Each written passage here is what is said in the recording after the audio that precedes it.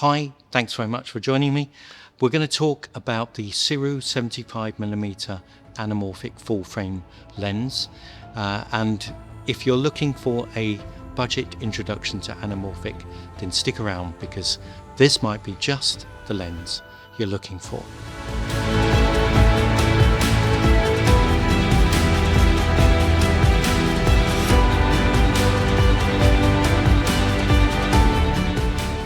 It's got a T2.9 aperture and a 1.6 stretch, and straight away you might notice quite a few similarities with its APS-C smaller brother, if you like. It's got the same metal construction, the same relatively short focus throw, same good build quality, and really what I liked about it, the same really beautiful image quality. Love this lens ever since I saw Tom Antos's video on it a few years ago, and I just think if I can share the results that I get with this lens, then you might be someone that you might find some use for it yourself. So anyway, that's why I've made the video. I haven't done it in a kind of salesy kind of way. If you are a regular viewer to this channel, you might have seen a couple of years ago I did a lens review for the 50mm APS-C anamorphic lens, and I was struck then by how good that lens was. So we're going to talk about the good and the bad of this lens. We'll show some examples, and I'll also talk about 3 rigging options that I use it on. So that's monopod, tripod and steadicam, and look at the pluses and minuses of each one. Talking about pluses and minuses, let's talk about the big minus first. Because the lens is so heavy, it's 1.3 kilograms, I think that's nearly 3 times heavier than that 50mm we've been mentioning. That weight is almost one of those factors that actually forces you to slow down a little bit. It's a more deliberate lens. You have to think about the frame, you have to think like a photographer, you might need to rehearse the shot, and you've got to be very careful about rolling shutter. This is not a run and gun type lens. As soon as you start panning, whip panning or anything like that, the 1.6 stretch factor, the fact that you might be running it at a slightly higher frame rate to iron out some of those kinks later on in post-production with DaVinci Resolve stabilization, you're going to see masses of rolling shutter, but not masses, but you'll see a 1.6 exaggeration which is played at half normal speed, so it can be seen a little bit, I think.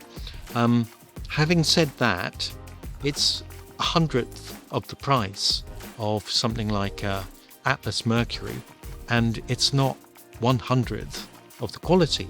It's it's very close. It's a very accurate lens. It's corner to corner sharp. If you don't use it on this modern sensor, use it on any other modern sensor, because you'll get great results with it.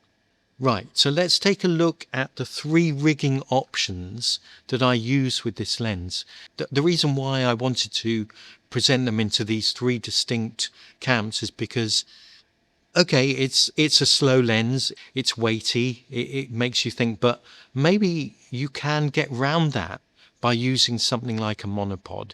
Set the horizontal up on the camera, make sure I rehearse my shot and give it a go.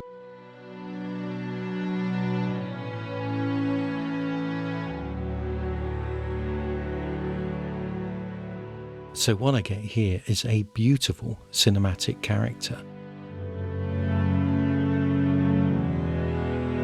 That 1.6 squeeze gives you the extra horizontal expansion while retaining the intimacy and compression of a standard 75mm lens. And if if the light is right in the background, then you'll get those beautiful out of focus oval bokeh or bokeh, I'm not sure which way to say it, but it can look absolutely stunning.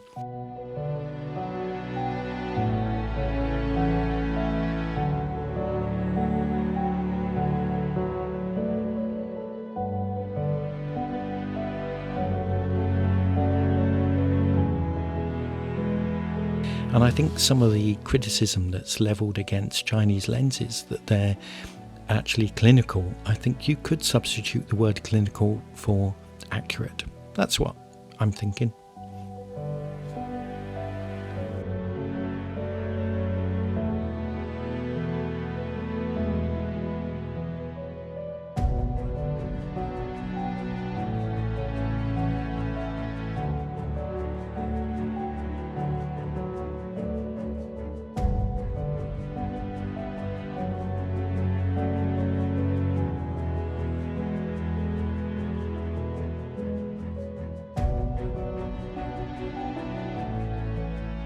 One other thing I should have mentioned, by the way, about the monopod is some of them have a little tripod base, and you can unscrew the base so that you can rock the monopod backwards and forwards, and that's what I was actually doing a lot with those shots, you know, just to give you that little gentle movement if you needed it.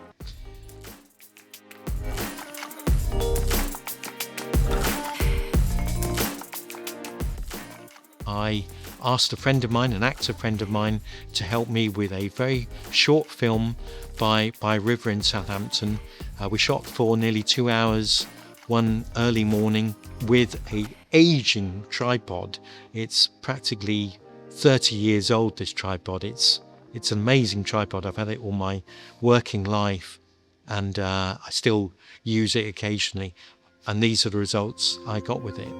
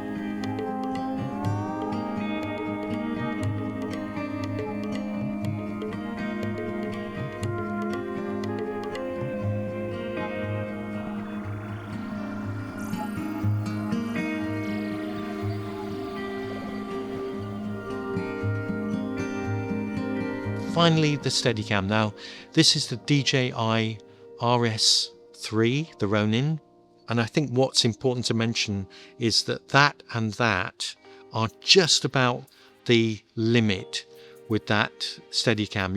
If you add follow focus or a monitor, you're going to struggle. I struggled holding it, and trying to be as careful as possible with doing rotations and stuff like that. So I would say, get yourself a more beefier rig if you need to do that.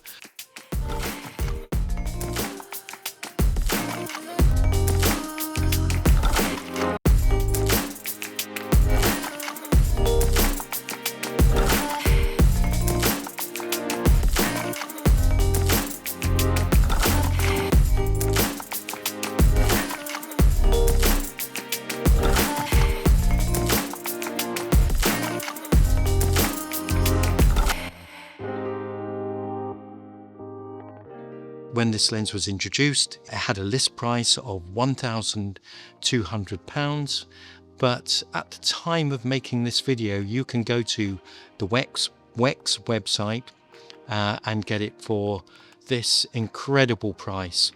Probably won't be around for very much longer. It looks like either the smaller lightweight autofocus lenses are you know, stealing some of its thunder, but this is really a no-brainer, because if you're looking to get into anamorphic shooting at that price, you know, do it. Don't hang about. I wanted to share these results with someone who might think, oh, you know what, I could find a use for that. I think you're probably going to struggle if you're doing run and gun corporate stuff. If you're doing things like conferences or making videos, everything has to be done at a lightning fast rate now, and this hasn't got autofocus, so it's gonna slow you down, unfortunately.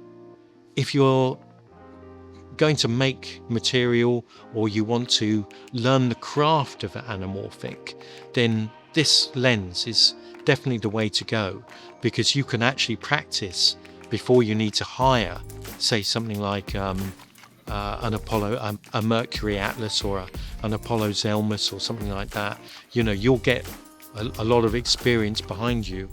And there's one other use, I think, that someone like a wedding videographer, maybe a second shooter, could have an absolute blast with this lens. Things like show the actual ceremony in widescreen. It would be a lens that I think a wedding videographer would get a good lot of use out of.